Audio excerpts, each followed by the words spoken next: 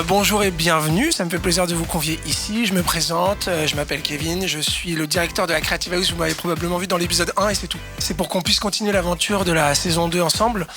Vous allez être présents ici pour une petite semaine de masterclass. Donc les horaires sont assez simples, 11h-13h masterclass, 14h-17h mise en pratique. Et à la fin de la semaine, vous allez devoir réaliser une vidéo d'1 minute. Et on va vous imposer 2 petites contraintes, parce que sans contrainte, il n'y a pas de création. C'est de traiter le thème d'Halloween et de parler de cette bouteille de Fanta, la Fanta Ball. Toute la semaine, vous allez avoir les masterclass. 1 minute de réalisation de vidéo à la fin de la semaine. Faites-moi plaisir, faites-moi rire, faites-moi peur, mais créez une émotion. D'accord ? Utilisez votre talent, parce que si vous êtes là, c'est parce qu'on vous aime bien, on aime votre talent et on aime le contenu que vous avez fait. Donc voilà, je vous souhaite une bonne semaine. Régalez-nous et je suis pressé d'être à la fin de la semaine pour voir vos créations. Bonjour. Merci. C'est lundi matin. Enfin bon, il est 11h, mais pour moi, c'est le matin. J'espère que vous allez bien. Moi, je m'appelle Valentin Vincent. Au début, j'ai fait des études de cinéma. Je pensais être réalisateur comme tous ceux qui font des études de cinéma.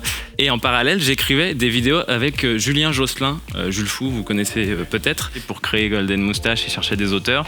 Et donc, il a parlé de moi en disant, moi, j'écris pas tout seul mes vidéos. J'ai commencé avec des articles, beaucoup, des petits sketchs. Et puis en réunion d'écriture, je pense qu'ils ont vu que justement j'arrivais à rebondir, à donner des bonnes idées sur certains sketchs. Voilà pour cette rapide introduction. Maintenant on va rentrer un peu, comme je disais, dans le gras du sujet. Si vous voulez construire une maison, c'est toujours mieux d'avoir un plan et de se dire ok, dans le plan on me dit qu'il faut 4 murs, 2 fenêtres, une porte et un toit.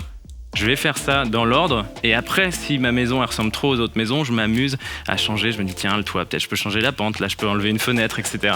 Pour moi c'est ça en fait une méthode de scénario, c'est un truc qu'on n'est pas obligé de suivre mais c'est toujours bien de l'avoir en tête. Une histoire, n'importe quelle histoire, c'est une structure en 3 actes. Le début, le milieu, la fin. Le milieu est 2 fois plus long que le début et la fin. Les uns sur les autres, c'est plusieurs méthodes de scénario. C'était juste pour vous dire qu'ils ont beau dire non, c'est pas comme ça qu'on écrit un scénario, c'est plutôt comme ça. En fait, ça se ressemble beaucoup, il y a toujours 3 actes, il se passe toujours à peu près les mêmes choses au même moment. Comme je disais avec mon plan de maison, c'est toujours bien de savoir comment faire un truc cliché pour ne pas le faire. Plutôt que de base dire je vais pas faire comme les autres et t'as une chance sur 2 pour que ça marche pas du tout du coup. Je pensais que c'était beaucoup plus flou et beaucoup plus improvisé que ça et je savais pas qu'il y avait cette méthodologie-là en fait qu'on a appris. C'est vraiment le point que il faut vraiment que j'assimile, c'est d'avoir la méthode derrière sans forcément être trop scolaire et en même temps pouvoir partir un peu en vrille sans forcément faire n'importe quoi. Quand moi j'écrivais, il y avait une base de structure, mais grâce à ce schéma Save the Cat, je sais vraiment comment je peux agencer mon scénario. Et sinon, je voulais commencer à réfléchir avec vous à ce que vous allez devoir faire. Normalement, c'est le genre de réunion qu'on fait pas à 20, mais on va essayer de faire ça bien et essayer de tirer quelques idées. En gros, moi, si je comprends bien, vous devez faire une vidéo qui met en scène la bouteille ronde Fanta et dans le thème d'Halloween. Moi en fait dans ma chaîne je parle des premiers contes. En fait les premiers contes sont terrifiants. Et en fait moi j'ai envie de faire une parodie de Blanche-Neige avec la bouteille. La sorcière pense qu'elle va mourir, sauf qu'elle elle se relève encore pire, elle devient monstrueuse et elle mange la sorcière. Voilà, je te donne la version qui serait très publicité pour le coup, c'est Blanche-Neige, la sorcière qui arrive avec le panier avec des pommes empoisonnées et qui propose à Blanche-Neige. Blanche-Neige cherche et elle prend ce qu'elle croit être une pomme parce que c'est rond et c'est retourné et en fait c'est la bouteille. Ouais. Elle le boit, elle devient plus forte ou voilà et elle sait qu'elle se fait avoir et elle tatane la sorcière. Oui. Alors moi déjà j'ai pensé, comme je fais un peu des effets spéciaux, ça va être visuel donc ça sera moins dans le fond, ça sera plus dans la forme. Il y a un éclair qui va taper cette bouteille. Et ça va être une référence un petit peu à Frankenstein, ça veut dire on va la voir prendre vie. Mais du coup on voit la bouteille un peu en lévitation, ouais. La personne se retourne et elle bouge, donc c'est un élément vivant un petit peu, donc qui est un peu amusant avec une musique un peu drôle. Et elle va lui envoyer une sorte de sort et la personne va encore de manière visuelle se transformer en une bouteille. En vrai t'as dit un truc au début, c'est que t'as dit ça va être beaucoup dans la forme et du coup il n'y a pas de fond. En fait je pense qu'il faut que tu te dises ça. Pourquoi je fais prendre vie à cette bouteille ? Parce que tu as les moyens et que tu sais le faire, ça c'est une raison, mais je pense que c'est pas une raison suffisante en fait. Parce que moi sur ma chaîne je fais des vidéos genre noir et blanc, un peu burlesque américain. Ouais. Et du coup, et donc ce serait en fait un gars tout simplement qui veut faire peur pour Halloween, mais qui n'y arrive pas. Il boit la canette pour pour faire peur. Ça marche, du coup il boit toute la canette pour faire encore plus peur. Donc il essaye de faire peur, je sais pas en quoi il est déguisé, ça marche pas. En vampire, il fait des blagues, ça marche pas. Il boit le truc et c'est le seul qui trouve une couleur, pas forcément tout coloré, mais qui a une couleur, typiquement la couleur potentiellement rouge du Fanta, tu vois, il récupère ça. Et du coup, là ça fait flipper tout le monde parce que dans ton univers, c'est le seul qui devient en couleur. Donc pensez quand même avec vos moyens. Voilà, et j'espère que j'ai pu vous intéresser quand même un petit peu. J'espère que ça vous a intéressé, que ça vous donnera envie d'écrire et puis je vous souhaite bon courage. Ah ouais, ok. Allez, on m'entend en plus. Comment allez-vous? Très bien. Alors, le matos. Déjà, on va parler caméra. Et déjà, le premier truc que je vais vous dire, c'est on s'en fout complètement. N'oubliez pas que le plus important, c'est votre histoire, c'est pas le matos ou tous les artifices que vous faites autour. Ne soyez pas flemmard, challengez-vous à chaque nouveau projet. Si vous êtes trop à l'aise, vous allez faire aucun effort et ça va se ressentir. Nous sommes une génération d'IVX multitâche. J'entends par là, en fait, on est une génération où quand on regarde un film, on a plein de notifications. Donc il faut être efficace et c'est encore pour ça qu'il faut avoir un seul plan égale une info, faut que ce soit rapide. Moi j'essaye à chaque fois de soigner mon intro parce que c'est là où tu captes l'attention du spectateur. Un de mes combats personnels, c'est d'essayer de montrer aux gens que c'est pas si compliqué la fiction et qu'on peut faire de très belles choses avec pas grand chose. Voilà, je vais finir là-dessus. Voilà. J'ai écrit ça rapido, l'idée c'est juste... ça mêle plein de petits trucs que je vous ai appris à la fois dans le rythme, dans les phases un peu plus calmes dans le rythme, je vous ai pas mis trop de dialogue. Pour ce qui est pour la partie course-poursuite ou la partie baston, faites comme vous le pouvez. Si vous n'avez pas le temps de tourner les deux, faites juste soit la course-poursuite, soit la baston. Mais en fait, faut qu'il y ait une tension. En gros, c'est début, on pose une situation, duel de regard, speed, pause, et ensuite on relance. Donc vraiment, montagne russe. Là, va y avoir repérage, ensuite c'est découpage, et ensuite c'est tournage. Collecte-toi, tu prends peur. C'est là où tu t'enlèves tes chaussures. Ouais, donc lui, il voit, donc lui c'est facile. Et hop, boum. Non, la caméra, on la bouge pas, on n'aura qu'à zoomer. Hop, ça fait un triangle. Bah ils ont l'air d'avoir plein d'idées en fait, ils n'ont pas besoin de moi. T'entends plein de mots-clés qui sortent. Ah, gros plan, ouais, champion, c'est plutôt stylé. Réaliser, tourner et puis mettre en scène une vidéo comme ça en 1h30, c'est vachement compliqué parce que on se connaît même pas et chacun on donne notre petit avis alors qu'il faudrait quelqu'un qui donne une directive, mais finalement c'est cool parce que chacun arrive à apporter un élément qui fait que on espère que la vidéo sera cool, quoi. Ça te fait mes pieds dessus pour la scène. Faut l'attitude. C'est pour le bien de la scène. Yes. Enfin, sur ma chaîne, je fais du contenu assez simple où je donne juste mon avis sur des choses. Donc j'ai pas des grands montages vidéo. Enfin moi j'ai jamais joué devant une caméra ou d'autres, donc j'étais hyper intimidée. Je sais pas faire tout ce que nous a appris le doc cet après-midi. Je connaissais pas les différentes parties d'un appareil photo. Donc pour moi c'est que de l'apprentissage là. Sam, ouais, tu fais peur. Hein. Non mais bonjour. De faire un truc comme ça en si peu de temps alors que j'en avais jamais fait parce que moi je suis toujours face caméra, en fait je fais rien de fou, pas de plan, de trucs de... Vraiment c'était une découverte pour moi. Et le mettre en pratique direct après alors que t'as pas eu le temps de comprendre réellement, c'était très stressant mais ça m'a apporté beaucoup. J'ai une perche micro très près de mon visage. Vous allez vous arrêter. Ouais. Même si j'ai suivi quelques cours de cinéma en fac, j'ai pu apprendre plein de choses et ça a été un peu compliqué dans les débuts parce peut-être qu'on s'est trop précipité, c'est-à-dire qu'on n'a pas marqué vraiment sur le papier des idées, ce qui a fait que on s'est retrouvé sur le tournage et on savait pas quel plan faire. C'était limite, mais on a fait le maximum de plans et on verra bien au montage. Non mais en fait c'est trop simple et vous partez dans le délire et on perd du temps. Salut! Oh quel accueil! Merci! J'adore! Ça va bien? Déjà je voudrais savoir s'il y en a qui veulent être comédiens. Yes! Ah bah toi t'es motivé. En fait il faut pas voir qu'on joue. J'aime pas les acteurs qui font semblant. L'émotion, elle doit venir. Il faut ouvrir un peu tous les canaux pour avoir les larmes qui arrivent, le rire qui arrive et que ça ne fasse pas fake parce que c'est ça qu'on n'aime pas. Donc en gros, c'est essayer de vivre réellement dans des circonstances imaginaires. Se demander, à la place de ce personnage-là, comment moi je réagirais pour être au plus juste de vous. Faut se mouiller un peu, faut aller chercher en nous nos émotions, faut savoir qui on est et ça c'est un gros travail sur soi. Soyez pas je veux faire du contre-emploi, soyez déjà bon dans votre emploi. C'est déjà génial d'en avoir un parce que vous êtes tous uniques, singuliers, que moi je vais pas faire les mêmes retours à toi ou à toi ou à toi, c'est pas homogène, mais on va travailler ça encore cet après-midi. En gros, vous allez être 3. Vous allez ensemble déterminer un contexte. Alors, le thème pour tout le monde, c'est Halloween. Vous déterminez vos rapports les uns par rapport aux autres. Vous déterminez un peu votre backstory. Le seul truc, c'est que moi, je vais dire à l'un de vous 3, il devra balancer un secret. Je veux pas que vous fassiez des effets, je veux pas l'impro la plus drôle, je veux pas qu'on soit dans l'efficacité du sketch, ça on oublie. Enfin voilà, là on est dans autre chose, on est dans et si c'était vrai. Nice. Je peux te parler? Tu l'as invité. Bah non, je l'ai pas invité. Si, c'est toi, c'est pas moi qui l'ai invité. Du coup, je vais. Non, mais. Je ne suis pas ta mère. C'est pour ça à Noël, jamais il y avait des cadeaux. J'avoue. Ce mec-là, il fallait pas le revoir. C'était le mec. Non, mais il y a aucune preuve. Pourquoi tu le dis maintenant? Calme-toi, toi, assieds-toi, redescends. Non, mec. Redescends, frère. Mec. Ça servira à quoi? Bah, je sais pas si jamais on rencontre un fantôme. Ouais, bien sûr. Parce que tu penses combat au corps à corps avec un fantôme. Bon, en fait, les filles, je vous ai réunies là pour vous dire un truc. Donc il y a une utilité. Ouais, si voilà.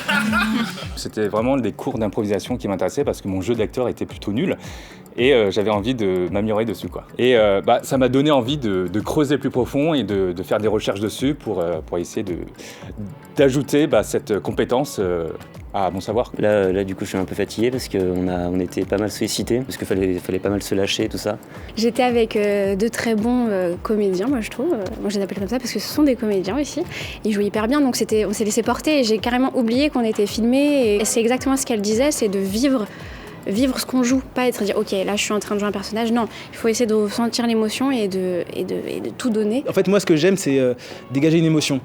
Et là par rapport à le secret que j'avais, je me suis dit si c'est un lourd secret, c'était dur de faire un lourd secret humoristique et puis moi je voulais dégager une émotion donc c'est bon allez, lourd secret, tristesse, c'est parti quoi. Et du coup le secret je l'ai réussi à bien le mettre dans le scénario et c'est passé crème parce que franchement j'avais des partenaires Sam et Vintage Tran qui étaient au top. Donc merci à tous pour ces beaux passages. Vous êtes sortis de votre zone de confort, sortis de la comédie et vous avez pris plaisir à traverser des émotions réelles dans des circonstances imaginaires. C'est exactement ça, le jeu de l'acteur. Donc merci à vous, merci pour vos prestations. J'espère que vous avez pris du plaisir. Bravo, bravo. Salut. Donc bonjour à tous, encore une fois. Je m'appelle Théo, je suis réalisateur. Ça fait quasiment 10 ans que je fais ça sur Internet. En général, on met beaucoup de pression sur le tournage, alors qu'en vrai, c'est quasiment à la post-prod que tout se fait. La post-prod, c'est 4 étapes principales. En premier lieu, on a le montage. Ça paraît un peu indigeste comme ça, mais il faut le voir comme des Lego en fait. Enfin, comme vous le faites au fur et à mesure, vous construisez votre timeline en fonction du projet. Ensuite, on a l'étalonnage. En gros, l'étalonnage, pour résumer, c'est la création du look. C'est pas juste un petit coup de polish à la fin, c'est une vraie partie qui est essentielle et qui va vous aider vraiment à raconter vos histoires. Troisième étape, les FX. Les FX visibles, ça va être par exemple l'ajout d'un élément irréel. Un vaisseau spatial, un monstre, une planète. Du coup, les FX invisibles, ça va être par exemple du gommage de câbles pour de la cascade. Typiquement, un mec se prend un coup de poing. Les cascadeurs, ils vont le projeter en arrière avec des câbles. Et ben, il va y avoir un graphiste qui va gommer tous les câbles un par un. Et la dernière étape, qui est quasiment la plus importante pour le coup, c'est le mixage. Si le son est bien, vous allez regarder facilement, ça va bien passer et ça va être agréable au visionnage. Je crois qu'il y a mon confrère, pour parler comme des adultes, Ludoc, qui vous a donné un exercice à faire mardi dernier. Je crois qu'aujourd'hui vous devez le monter et du coup moi je vais vous aider à monter ça et on va voir un peu comment optimiser un peu tout ce que vous avez fait. J'ai quand même pas mal de bases de montage, mais il y a quand même pas mal de trucs qui ont été apprises, ouais. La musique, ça j'avais plutôt les bases. Au niveau des bruitages, pour l'ambiance, il a expliqué qu'il fallait mettre un petit peu de réverbération, de l'EQ, tout ça. Et ça, j'ai clairement jamais fait. Je mettais le bruitage brut, mais c'est trop net, c'est vrai que ça rentre pas dans le... Ça fait faux. Sur le tournage, ça avait été un gros rush. On a eu 15 minutes en plus, on a réussi à gratter un petit peu. Et le rendu, ça fait plaisir. Enfin, c'est un accomplissement. Il y avait pas mal d'effets spéciaux. Enfin, pas mal d'effets spéciaux. Il y avait des petites incrustations à faire. Moi, je gère pas du tout. C'est plus Eric, Atom, qui a fait tout le montage. Donc, du coup, lui, il s'y connaissait. Tu vois, tout ça, ça sert à rien. Tu vois, c'est des trucs. Clairement. C'est des deux plans loupés. Parce que là, des plans loupés, il va y en avoir, mec. Donc, si tu me vois supprimer des trucs, c'est normal. Donc, il a tout fait. Il a géré de ouf. Que de l'amour. On est en train de terminer le montage et on va attaquer le son là, parce qu'on a fait des petits effets spéciaux, du coup ça a été un petit peu long. Attention, là, on va se rattraper là-dessus, on est du dieu. On n'a pas de son du tout. Non, mais attendez, nulle part, à aucun moment. Ah, c'est chiant. Vous avez tout filmé, il n'y a pas de son. Qu'est-ce que vous faites? Vous faites un effet muet. Le bidouille, La bidouille, c'est ici. Voilà. Alors, celui-là, on l'a fait. Non, c'est pas le bidouille, c'est des escroqueries, ça s'appelle. Ça marche aussi. Il manquait un plan, mais je pense même avec les 15 minutes en plus, on n'aurait pas pu les placer. Et donc on a essayé de tout rattraper au montage et je m'attendais à pire, franchement, mais c'était un résultat plutôt correct. Du coup, on a décidé de mettre une image où on montre qu'il n'y a plus de bascule. Ok, ça c'est bon, ça. Moi, j'ai regardé ce que les autres ont fait, Atom et tout ça, c'était waouh. Non, ouais. Mais sinon on inverse et on commence par Bénédicte. Moi j'aurais plus tendance à te dire, au lieu de faire un zoom un peu long comme ça, progressif, de faire un truc plus tranché, tu vois. Ouais. Ok les gars, c'est une fin de montage, on exporte. On est chaud là, on lâche rien.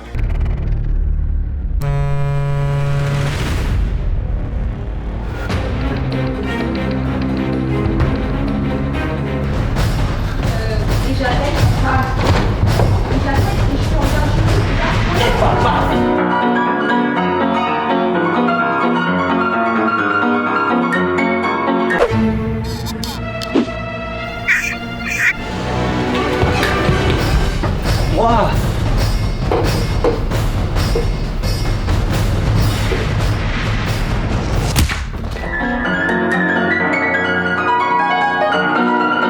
Donc bravo les gars, c'est grave cool. Dans le timing imparti, vous avez tous fait du bon taf. C'est cool. Bravo à vous. Ça va, vous allez bien? Excellent! Premier live que je fais avec une telle régie, de tels moyens. J'ai l'habitude de faire des lives sur Instagram comme ça. Je suis très content que vous soyez là. De ce que j'ai compris, vous avez été dans les shortlists du Fantaxio. Je pense que vous avez passé une petite semaine sympa. Et donc on est parti. Si vous voulez commencer par les questions, on a aussi un chat avec les questions que le public posera lors du live et auxquelles je vais répondre de temps en temps, ponctuellement. Quel est le conseil que tu donnerais à une personne qui se lance sur YouTube à l'heure actuelle? Aujourd'hui, YouTube c'est très chargé. Il y a beaucoup de youtubeurs. Mais la solution pour percer, pour continuer à réussir, c'est tout simplement de te poser la question: est-ce que dans le domaine que j'ai choisi, est-ce que dans ce domaine je suis le meilleur ou pas? Et si t'es le meilleur, peu importe quand est-ce que t'as commencé, tu vas y arriver. Pour moi en fait, tu traites d'un sujet à buzz, entre guillemets, que si t'as l'impression que tu peux bien le traiter. Alors, penses-tu qu'il est nécessaire de collaborer avec des youtubeurs pour booster de sa visibilité, ou juste être le meilleur dans son coin sans se soucier de la fame? C'est clair que c'est stratégique. Enfin, c'est clair que quand tu fais ça, bon, tu vois, si je fais une vidéo avec Natou ou Andy, je vais avoir un peu plus de public fille qui va s'abonner. Bon, mais avec mon petit frère, on fait des vidéos tranquilles, et puis si on a besoin de quelqu'un, on va l'appeler. Et on n'est pas en mode je vais écrire une vidéo pour qu'il y ait un tel dedans, pour qu'il y ait tant d'abonnés, pour que... Moi je réfléchis pas comme ça. J'espère que j'ai pas été trop flou dans mes réponses, que j'ai su donner des vraies réponses, et donc merci à vous. On a fait de belles rencontres avec les autres, c'était très cool. Il y avait plein de profils différents, donc on a pu s'acclimater à différents types de personnalités, donc c'était sympa. Et puis vous nous avez tous reçus d'une manière très agréable, donc c'était très cool, merci beaucoup. Ouais, c'était vraiment cool. Ça me donne plus envie, plutôt que d'écrire des choses, vraiment de l'impro, genre à partir d'une idée de base. C'est vraiment cool aussi. Ne soyez pas flemmard, comme dirait Ludoc. Cette semaine, je suis très très triste qu'elle se termine parce que évidemment on a été avec énormément de personnes et des candidats qui sont des amours tous autant qu'ils sont. En vrai, il y a eu énormément de partage, que ce soit émotionnellement ou techniquement. Il y a eu énormément de partage pendant cette semaine. J'ai très hâte de potentiellement les retrouver, et les intervenants qui sont venus nous ont appris énormément de choses. Les équipes sont très cool. Et voilà, je demande qu'à revenir, tout simplement.